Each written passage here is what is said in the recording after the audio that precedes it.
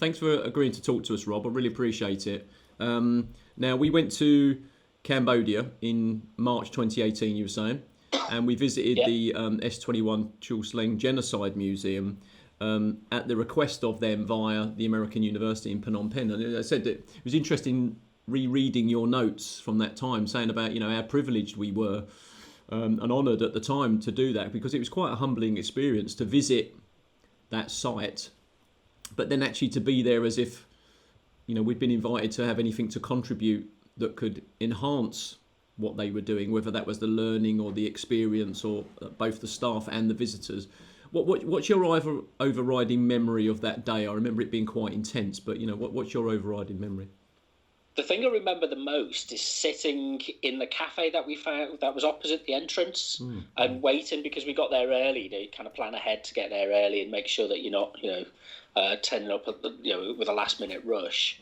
And it was a space that we didn't know. We'd not been to. I'd never been to it before, so it was kind of, you didn't know what the procedure was for getting in and those kind of things. So we sat in a cafe opposite and just had a coffee or something, and we'd been dropped off by tuk-tuk driver, and it was just the feeling of kind of,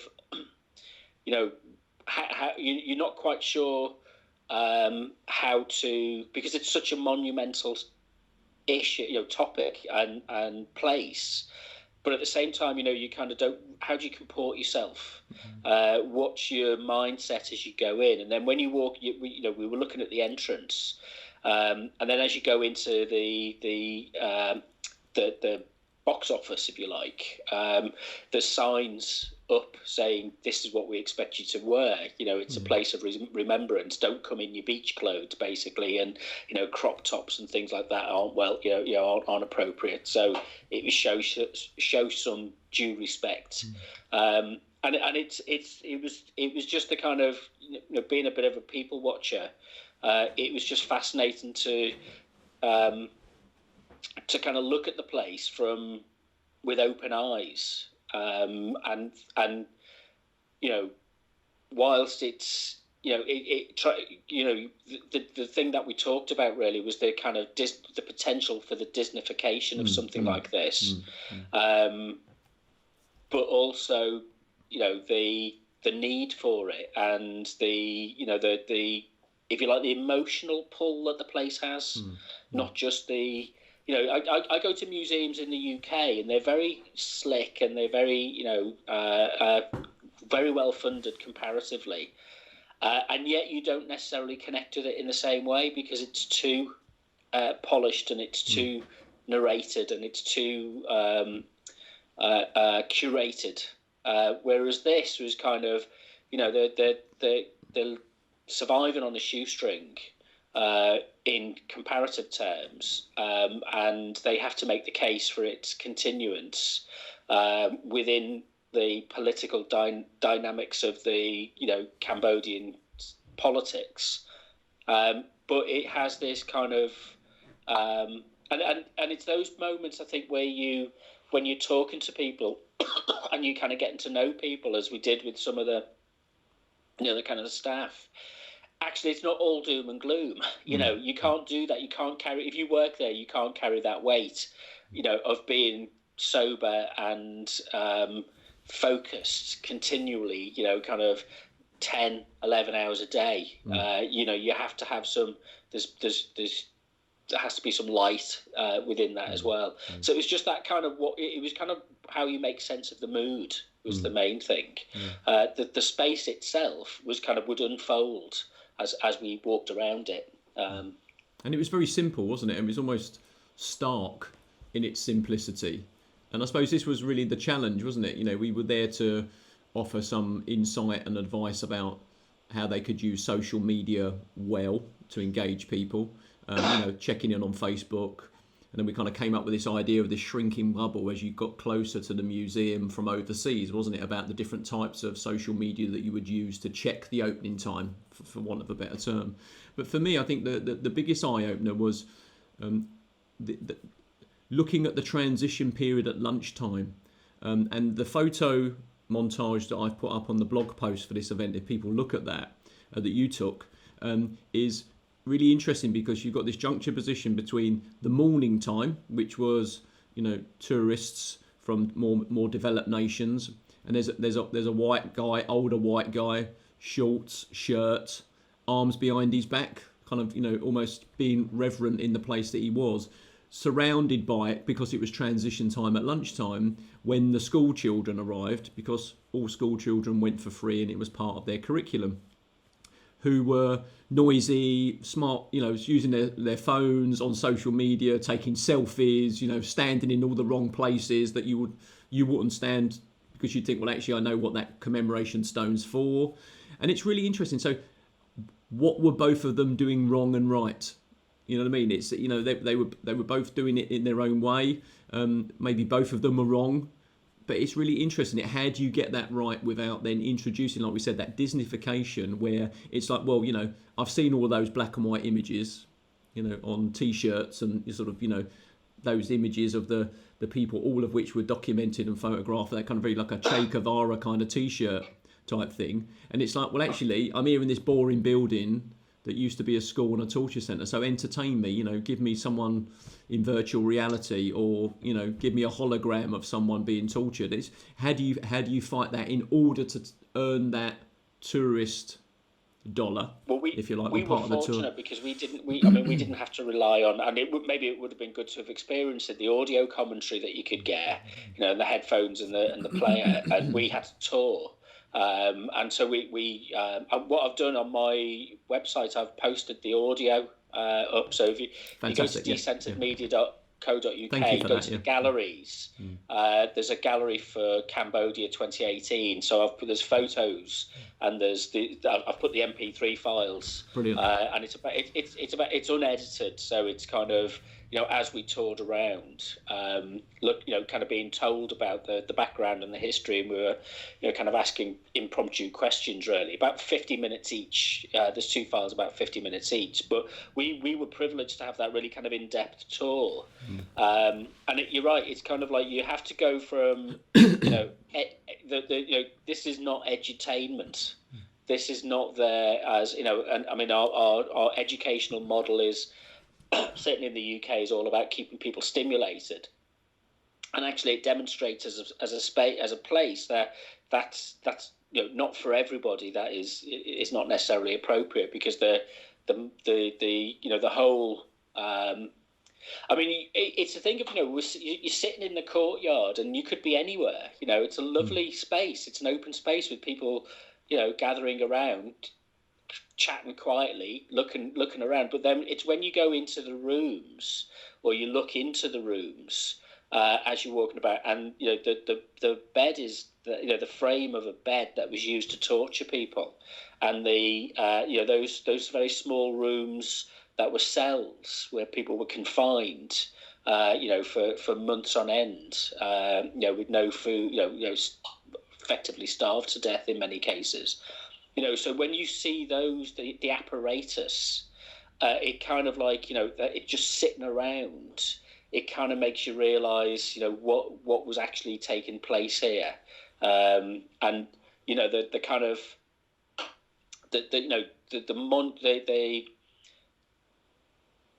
the way that what happened with that in that period, the kind of when the Khmer Rouge was dominant, about how it's represented by this place as being a tangible. We often we forget, don't we? Our cultural memories can be very very shallow. In a few years' time, life has returned back to a normal pattern. So we need these kind of places to remind us that there are these exceptional. It can go very dark. It can go very shadow side. Collectively, it's not all. I mean, our impression that our Cambodian people are lovely, but like anybody, there is a side to all of our personalities, which can be drawn into this very dark, complicit, and that's the worry at the moment with our kind of our drift towards nationalism and populism, is that it requires. I heard you were asking Julian a question earlier about the other, and why does that always recur? because it's a defensive mechanism by people who are just basically insecure about their own position within the world, and they don't want to adapt to change or admit that change is possible or happen. So you blame somebody else for things, so you externalize it. And then what happens is, once you've externalized it, you then look for people. If it doesn't go your way and it doesn't work, you look for traitors. So you have this, kind of hermetically sealed bubble where you're creating a fantasy external threat, but because you can't actually deal with that, what you do is terrorize the people internally. It's like lashing out, isn't it? It's like lashing out to the closest person.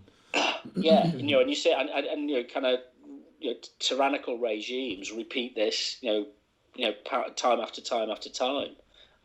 So so you had the weight of this, and then you kind of we had our purpose there was to kind of help and facilitate in a very limited way how we could think about using social media. So kind of posting things on Instagram and Twitter and things like that. And I think the main concern that they had was that they were worried that there were other accounts, other social media accounts that were also that weren't theirs, that they didn't have the authorization, and they were kind of panicking that people were maybe in danger of taking over, and that people would, I suppose it's the fake news argument, is that there's all of these sub accounts that are floating around that confuse people from knowing what is the authorized site, if you like, for the primary information. And it was just kind of it's a common thing, I suppose, in terms of, well, you can't control that, and maybe you can spend a lot of time trying to control it, and in some circumstances you should control it, but in other circumstances it's more about, and I think what we were trying to do is support and help the way that they represented themselves using social media to be authentic and to be themselves and to depict the workings, because nobody else can depict the operations of the museum, if you like, and the daily rhythm of the routine. And so one of the things we suggested was, following a visitor's journey.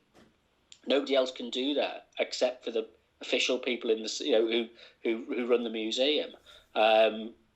You could look at the people who work there. You've got access to a whole extra dimension of stories that you can tell about the people who curate and care for and support the museum, which other people would never be able to get access to. So it was about how that kind of that journey was managed. Yeah, I remember one of the things that came out was about trying to get them to think about how they capture the space on social media before visitors arrive and after visitors have gone, because really that's the quietest time, with the hubbub of all the visitors throughout the day, the sort of ones in the morning on the big tours and then the school children in the afternoon. It's only before and after opening, I suppose, the place really returns to its solemn surroundings, to what it is. And really it was the normalcy of it as well, because it had been a school and what it had been used for. I think that's the thing for me was so unnerving, was sitting in the cafe opposite before we went, and you could see through the kind of the entrance through to like the box office, and you could see like the skirts of the buildings, and it was surrounded by like wriggly tin and boards and some barbed wire. But it's just when you're in the street with all the noise, all the taxis and the hubbub and the motorbikes and the tuk-tuks and the people going about their business, it's what's going on or what has happened over that fence. It seems so normal. Like, as you said, it could be anywhere. It could have been anywhere, anyone, anytime. And I suppose that's really where you start drawing in the comparisons with, like Rwanda, where, one day everything's okay, and then, this thing kicks off with all these people being killed. Probably Bosnia as well, when we speak to Kim about that as well. So, neighbours turning on neighbours, other parts of families turning on each other. It's the fact that it's so easy and so close to get to that situation, particularly when you look at sort of all the different stages that they have of genocide, which is othering and blaming people, and then sort of the media gets on board and all that kind of stuff. We're very close sometimes to some of this stuff, aren't we? Yeah, and it was it's an interesting process of, you mapped it out kind of really well. You had the three principles of what we looking to do with people. Social media serves, or the use of media to promote is the wrong word, but to kind of make raise awareness of what the museum does, what it remembers. Was that the starting point is awareness. Then it's understanding, and then it's an action. So your argument was that you need a general sense of awareness about what the issue is, as you're doing this weekend with the newsroom. So you raise you've got awareness raising about these things. Then you want to transform that though to something a bit more meaningful, which is, where does this fit in? Where does this connect with other occurrences? Patterns of behaviour, psychologies, economics, geopolitics. How does this sit within those things? And then you've got an action that you really want to get out of it, which is, you visit Cambodia for a holiday, and you go to the museum, which is commemorating a genocide. Well, you've got to have the right motives to understand. It's not just an Instagram friendly visit to go and kind of be an influencer and to sell your global trips around the world to stroke your own ego. This is a place where thousands upon thousands of people were tortured and murdered. So it's the call to action is different than, or should be different. Should have a different sense of value. I'd add another one, which is kind of evaluation and reflection, kind of at the end of that as well. But so we discussed with the team there was about how the website and the use of social media would draw people towards that, but then also lead to a sense of advocacy. Because what would be the point of supporting a museum like this and keeping it internationally connected and supported by the United Nations, UNESCO, those kinds of organisations, the EU, the US, keeping it supported so that it's remembered is to the advocacy is that we need structures in place, political structures in place, civic development structures in place that try to stop this kind of thing from happening again in the future. Because it's we've seen since, as you say, about Bosnia and Rwanda, and we see in Palestine and the Middle East that these things have a recurrence. It's part of our it's unfortunately it's part of our makeup as a species that these things happen and these things go on. So we need to commemorate, and not just in a jingo. One of the things I kind of really found was that there was no sense of jingoism. There's the I suppose it's the Buddhist informed approach, which was, and that was one of the things that I think when we had a conversation with the guide who took us around, we were asking him about revenge and what is it, and reconciliation, and I thought it was really powerful when he said, well, at some point you've got to forgive. And you may as well forgive as early as you can, because and one of the comments that I think you kind of said at the time was, you can be sitting, you can be going to a cafe and that guy was a guard, and was kind of part complicit, but the retribution and the decision not to whether to hold people to account in particular ways, how did that accelerate reconciliation? I would say that's probably one of the hardest things for people to understand that have never experienced that scenario, is the fact that you can go to a site of remembrance or commemoration like that, or Rwanda or Sarajevo and stuff, but it's only when you watch a documentary like Joshua Oppenheimer's The Act of Killing, where he tracks down people formerly of the regime that would, they used to hang out in cinemas and stuff, and they had places where they would take people and they would torture them and kill them and throw them in the river, and they are still around town now. And he tracks them down and invites them to reenact through like art and music and stuff what they did to torture people. And there's a scene in there where someone they had actually tortured is going through one of these reenactments and stuff. And I think this is what people don't understand, that when you don't have necessarily reconciliation on that basis, but everybody just decides to get on with it, and this is particularly is the case in Rwanda, where a lot of women that were raped still see their perpetrators around, not destitute, living rough, but holding positions of power, and in some cases promoted into those positions of power in order to keep that going, and obviously in Bosnia as well. I think that's the thing that people struggle to get their head around. So for me, being in, going on a tour of a site of remembrance like that and going away, really the action, the micro action, is the fact that you mention it on your return as not as somewhere that you went that was horrific. Yes, the history was horrific, but the act of reconciliation that it was, the fact that you could go there, remember it, know that it had happened. Your job really was to be, as I said, an advocate or an ambassador to talk about that, in order for us to have a very open and honest conversation, maybe in a coffee shop in Leicester, to turn around and say, well, how easy is it for something like that to happen?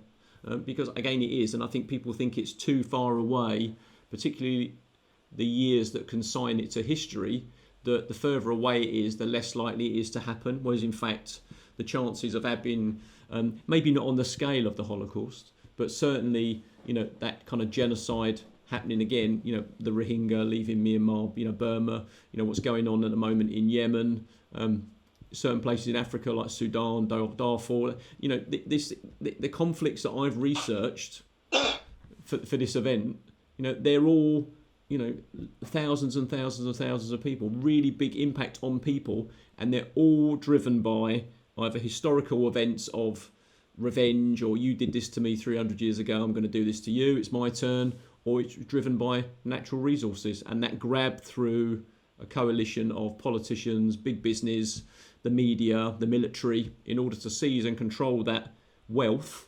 They are quite happy to demonise groups, displace people and stuff like that. So that's what makes this whole thing quite fascinating, I think. And the way that we approached that with Chul Sleng was really to say, well, how do we not entertain people? How do we get people to understand that when you return home, this could be your primary school, this could be your secondary school? Yeah, I mean, it's... and maybe how close we've come to that as well, maybe. Yeah, the guy who gave us the tour was Hang Nisei. You're right, it's that kind of the mundanity of it, the fact that it's, it's in the city centre, and in Phnom Penh, and it's, there's shops and cafes and nearby, and people living their daily lives, that kind of thing, and it's kind of, so to have that kind of, what was it that that understanding that we need to think about, which is, constantly what is it that takes over with people. There was the Roland Joffe, the director of the Killing Fields movie. I watched the documentary that comes with that, explained it kind of really well in terms of a difference in culture and intercultural understanding between Western thinking and Eastern thinking, if you like, to put it crudely. And he said, kind of often you get a sense in Western thinking, it's about an intrinsic model of rules and guidance, so that we have a Judeo-Christian tradition of ethics and morality in the West, which is based on, one, the fear of the after, what's going to happen to you in the afterlife, but a kind of sense about self-control. Where what he described is that in Southeast Asia, what it's based on is an extrinsic view. So your childhood is taught, the values are taught externally from you as an individual. You get to the same point, was his argument, is that when you kind of become an adolescent and a young adult, you can conduct yourself in a particular way. So what they did was strip away, the Khmer Rouge's trick was to strip away the normal structures around people. So the family was taken away as being a source of nurturing stability. The social structure was destroyed. Teachers were demonized.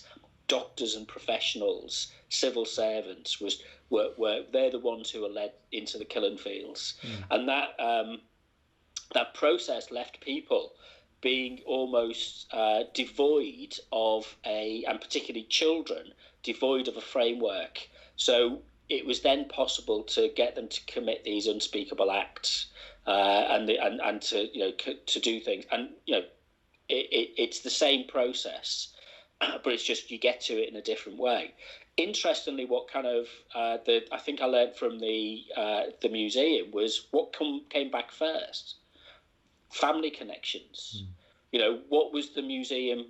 Why did they keep the museum in place? Was because it's the source where people could go and find and trace loved ones who were missing, and to find out whether they died or not. And it was family connections that was almost immediately the first thing that returned. So even after all of the destruction, and the chaos, and the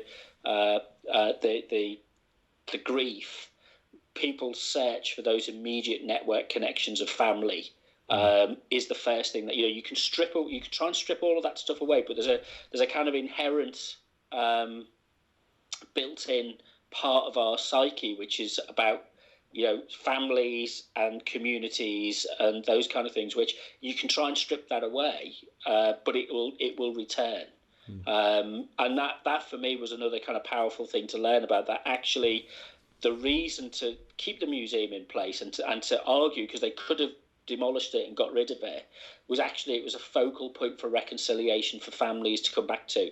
And that's something that they now seek to do with future, later generations, to make them help them understand it's the family connections that were important, and the way that families were maybe torn apart. So I suppose it's a place where you try and remember not just the acts, but also what was in the Khmer Rouge, with their ideology, had attempted to destroy and take away, and that it's almost kind of if it works, and that point of reflection and evaluation, it helps you to appreciate what you have around you. That gives you your social support. You put somebody in a situation where you take that, you destroy that, but it's kind of it's is it reassuring to know that it comes back? For many people, probably. Maybe for some people it's not, but for many people it is. Okay, final question, final point. With the passing of time, to the last 2 years since our visit,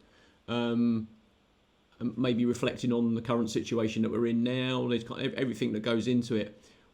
What would you do differently if you were to visit the museum in the same capacity again now? Well, because people a little bit more, and we've kept in touch with through Instagram and things like that, a couple of the curators and the education team there, then probably having a meeting off-site to get to know the people involved really, and find out what their it's hard to describe really, but kind of Cambodia is in a difficult political position at the moment as well. It's it's a military government at the moment, isn't it? So it's the freedoms that people have aren't there. So you wouldn't go in promoting any kind of radical change. And I think that was one of the points that you made so well, is that this was about evolution rather than revolution in terms of the way that people use things. But I think it's the look at what the assets are there. That's what we tried to do, but you really need to spend more time working with people, finding out what it is that they're trying to achieve. So I've got a better understanding of that now, in terms of what its role is, and maybe talk to more people outside of the process itself and the place itself about similar places and similar situations. So the kind of the connections that you've built up, and how you look at other places of remembrance and places of reconciliation and that kind of thing, then that would be more important to have that with you as well. So that what you're saying is that this is not just an isolated example. and that actually it's interconnected with a series of places around the world that are trying to do the same kind of thing, share the same kind of values. Yeah, it's a valid point. I think is that they're kind of not looking at the building as being the most important thing. You know, the building's the focal point. It always will be. You know, you can't undo what's happened there. You've got I suppose you've got three things, and you can either ignore it, embrace it, or destroy it, and sort of whitewash the history about what actually happened, and then maybe put all of the focus outside Phnom Penh over to the killing fields, which is a slightly strange scenario there. But a building will always become iconic in its own right. So it's easy to get caught up on how do we sell the building, how do we promote the building, how do we stop the Disneyfication of the building, whereas in fact the building is just bricks and mortar with a very sad past. It's I suppose it's a bit like, do you buy a house where someone's been murdered? Well, does that define your mood in the room, or does you going in as a different person make the house a home again? Well, you prompted me to remember something which was something that Hang had told us about, which was that the reason Cambodian people are reluctant to visit the site is because of its ghosts. And understanding in kind of Southeast Asian culture about the roles of spirits and ghosts, it's perfect. Why would you visit there? Why would you go and see there? You're interacting with the ghosts of the past. It's not a happy place. Why would you do that? And I think the danger is, I think one of the things it taught me was that you can't look at this through Western European eyes. You have to, and I have very limited understanding of kind of Southeast Asian culture and religious practice and mindsets and things like that. But you can't, if you make the assumption that you're looking at it as a Westerner, as a logical, linear logical kind of place. It's not that kind of thing at all. So I go back to your question about maybe what I'd do differently next time is to try and understand that kind of thinking and the kind of development, kind of the just how it fits with the broader culture, if you like, to see where it fits in that context. Brilliant. Well, listen, thank you very much for talking to us. Appreciate that. You're welcome. Okay. I'll send you the link for the so we can put it up online yes, for the photos and the audio. So that'd be great. Thanks for having me on. That's all right. Thanks for sharing your memories about it. It'd be interesting, like you said, at some point in the future, when whatever the new normal returns to, if we ever did go back there, I'm sure they'd be happy for us to return and spend a bit more time, probably talking to some of the visitors as well.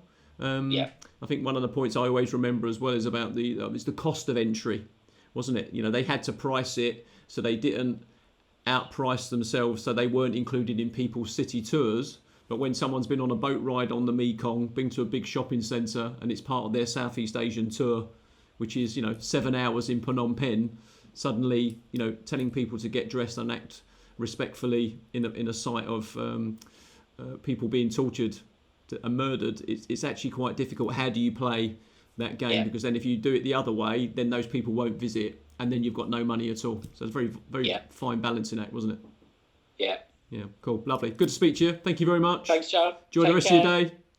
Bye. Bye.